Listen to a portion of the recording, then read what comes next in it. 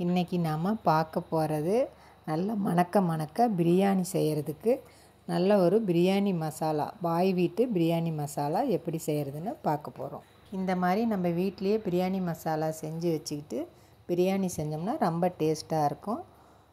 இதை கிரேவி, உப்புமா, குருமா, சேமியா அப்படின்னு எல்லாத்துக்குமே நம்ம யூஸ் பண்ணிக்கலாம். இப்போ அதுக்கு தேவையான பொருளை பார்க்கலாம். சோம்பு, ஜீரகம், அதாவது ஜாய் ஜீரான்னு சொல்லுவாங்க, அந்த ஜீரகம், கருப்பு ஏலக்காய், இது நாம் நார்மலாக வீட்டில் பயன்படுத்துகிற பச்சை ஏலக்காய், இது தனியா, பட்டை, சோம்பு, மிளகு, மராத்தி மொக்கு,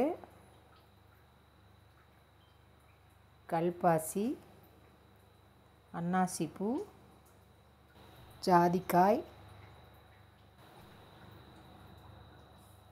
லவங்கம், பிரியாணி இலை, இது ரோஜாப்பூ இதழ், பன்னீர் ரோஸ், ஸ்டார் அனீஸு, இது எல்லாமே நம்ம எடுத்து வச்சுருக்கோம். இப்போ எப்படி இதை செய்கிறதுன்னு பார்க்கலாம். நான் மல்லி 100 கிராம் எடுத்திருக்கேன். அதை நல்லா மீடியம் ஃப்ளேமில் வச்சு நல்லா வறுத்து எடுத்துக்கலாம். இப்போ வறுப்பட்டுருச்சு, வேறு பிளேட்டுக்கு மாற்றிக்கலாம். இப்போ சோம்பு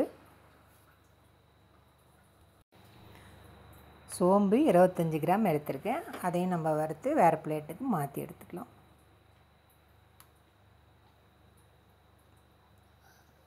அடுத்தது சாய் ஜீரா, இதுதான் பாய் வீட்டு பிரியாணி மசாலாவில் யூஸ் பண்ணுவாங்க. சாய் ஜீரா 25 கிராம் எடுத்துக்கலாம். இப்போ பட்டை,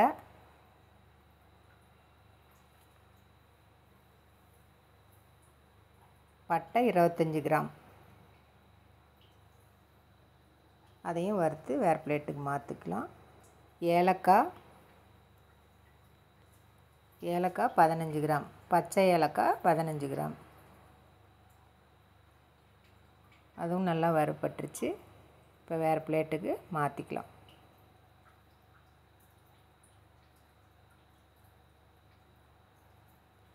இது கருப்பு ஏலக்காய், இதுவும் பாய் வீட்டு பிரியாணி மசாலாவில் சேர்த்துவாங்க. இதுவும் நம்ம வறுத்து எடுத்துக்கலாம். இதெல்லாம் வறுத்து போட்டால் நல்லா வாசனையாக இருக்கும். இதுவும் வறுப்பட்டுச்சு, நம்ம வேறு பிளேட்டுக்கு மாற்றிக்கலாம். இப்போ மிளகு, அதையும் நம்ம நல்லா வறுத்து எடுத்துக்கலாம். மிளகு 25 கிராம்,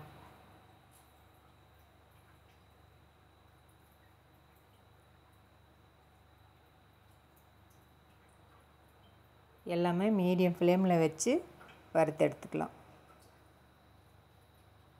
இது நல்லா வறுப்பட்டுருச்சு, இப்போ வேறு பிளேட்டுக்கு மாற்றிக்கலாம்.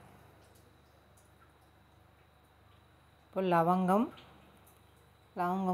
நல்லா வறுத்து எடுத்துக்கலாம். லவங்கம் 15 கிராம்,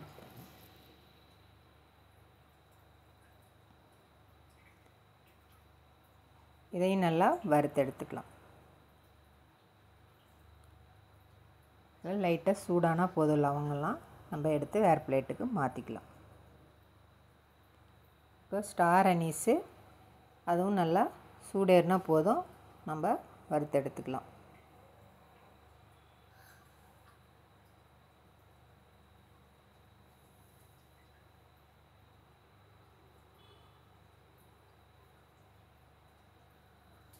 ஸ்டார் அனீஸும் 25 கிராம், மராத்தி மொக்கு, அதுவும் 25 கிராம், அதையும் நம்ம வறுத்து எடுத்துக்கலாம்.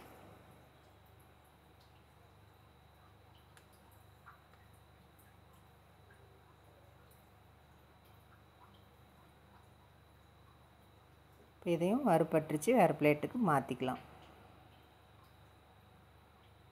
இப்போ அன்னாசிப்பூ, இது ஜாவித்ரி பூன்னு சொல்லுவாங்க, இது 5 கிராம் எடுத்திருக்கேன். ஜாதிக்காய் ஒரு அரைக்காய் எடுத்திருக்கேன். இதையும் லைட்டாக சூடேறினோன்னே நம்ம எடுத்துக்கலாம். இப்போ கசகசா ஒரு 20 கிராம் எடுத்திருக்கேன். அதையும் நல்லா வறுத்து எடுத்துக்கலாம். லைட்டாக சூடேறினா போதும், அதையும் வேறு பிளேட்டுக்கு மாற்றிக்கலாம். இப்போது கல்பாசி எடுத்திருக்கேன். இதுவும் நல்லா வாசனைக்காக இது 10 கிராம் எடுத்திருக்கேன். இதுவும் லைட்டாக சூடேறினா போதும், நம்ம எடுத்துக்கலாம். இதையும் வேறு பிளேட்டுக்கு மாற்றி எடுத்துக்கலாம்.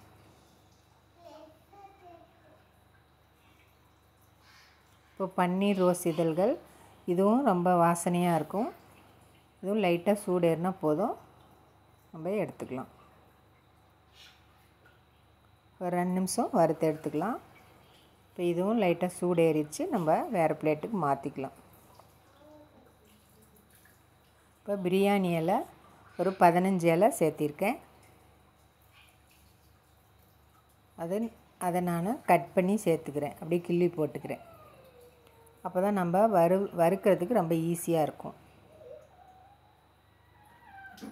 இப்போ இதுவும் லைட்டாக சூடேறினா போதும், நம்ம எடுத்துக்கலாம். இப்போ எல்லாமே வறுத்து எடுத்தாச்சு. இப்போ இது ஆறட்டுன்னு நம்ம மிக்ஸி ஜாரில் சேர்த்து அரைச்சிக்கலாம். இது ரொம்ப வாசனையாக இருக்கும். நம்ம பாய் வீட்டில் பிரியாணி செஞ்சால் மணக்குதுன்னு சொல்கிறோம்ல, அந்த மாதிரி நல்லா மணமாக இருக்கும். இப்போ மிக்ஸி ஜாரில் சேர்த்துக்கலாம்.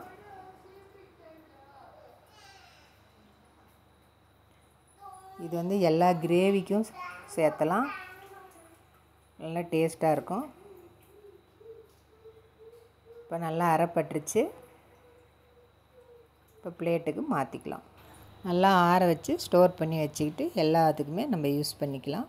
நீங்களும் இதே மாதிரி வீட்டில் அரைச்சி பாருங்கள். லைக் பண்ணுங்கள், ஷேர் பண்ணுங்கள், சப்ஸ்கிரைப் பண்ணுங்கள். நன்றி, வணக்கம்.